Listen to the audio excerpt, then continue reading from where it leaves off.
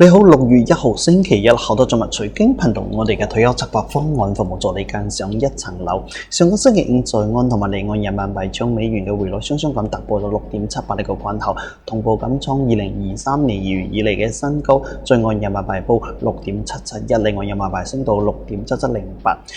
今年之內嘅升幅接近於3%。上海證券指數自5月14號嘅盤中最高去到4258點，隨後就出現咗震盪咁嘅回落。當前嘅指數響4100點反覆咁做拉鋸。從近10年嚟嘅數據嚟睇，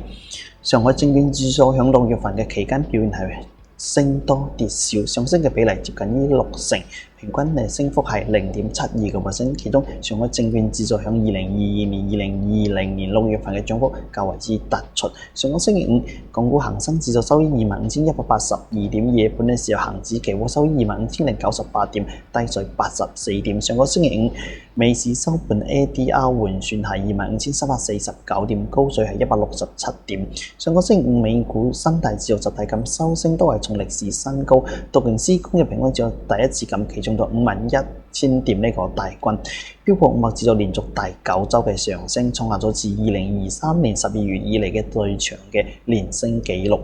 中東嘅局勢，根據紐約時報嘅報導，特朗普並沒有就伊朗達成任何新嘅協議作出決定。特朗普政府方面就表示，佢哋即將會達成協議，但係仍然有某些事項正喺度商討之中，其中就包括咗啟動伊朗嘅資金事宜。美國商品期貨交易委員會嘅官方持倉數據，截至去到星期二嘅交易商持倉情況，黃金淨倉位就減少咗5000幾手，報154,000手；白銀淨倉位減少咗2000幾手，報22,000幾手；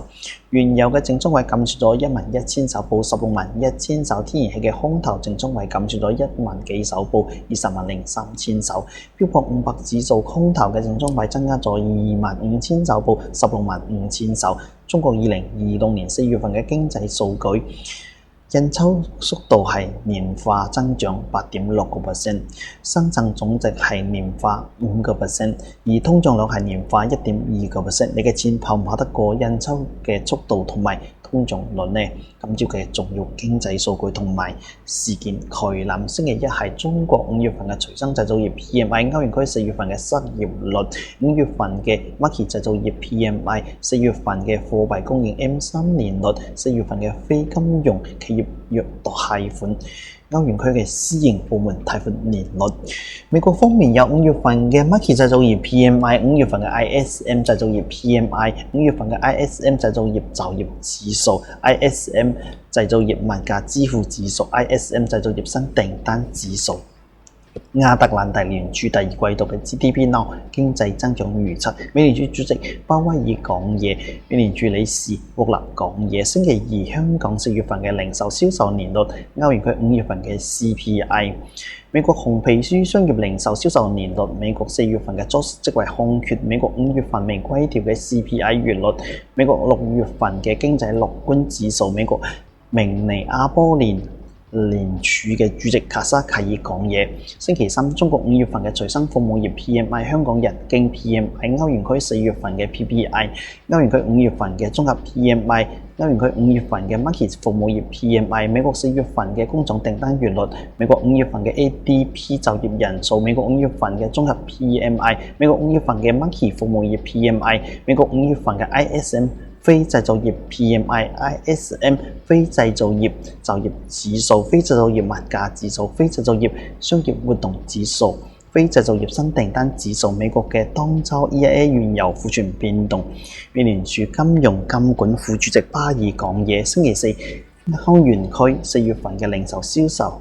歐元區嘅央行加拉德講嘢。美聯儲經濟景氣報告褐皮書，美國挑戰者企業裁員人年率，美國初次申請失業金嘅人數，繼續咁申請失業金嘅人數，美國嘅 EIA 天然氣庫存。星期五，香港5月份嘅外匯儲備，歐元區第一季度嘅 GDP， 歐元區第一季度嘅季調之後嘅就業人數，美國5月份嘅失業率，美國5月份嘅勞動參與率，美國 FOMC 委員帶嚟講嘢。星期日有中國5月份嘅外匯儲備，美聯儲金融監管副主席巴爾講嘢，今朝嘅經濟狀況。上個星期五，上海證券指數收於4068點，香港恒生指數收於25199點，美國道瓊斯工業平均指數收於51032點。美元搶人民幣在岸價報6.7663，搶一美元紐約黃金報4565.87美元，一盎司紐約原油報87.86美元一桶，美國十年期國債收率報4.453。香港好多中文財經頻道祝你視力運轉，鴻運當頭。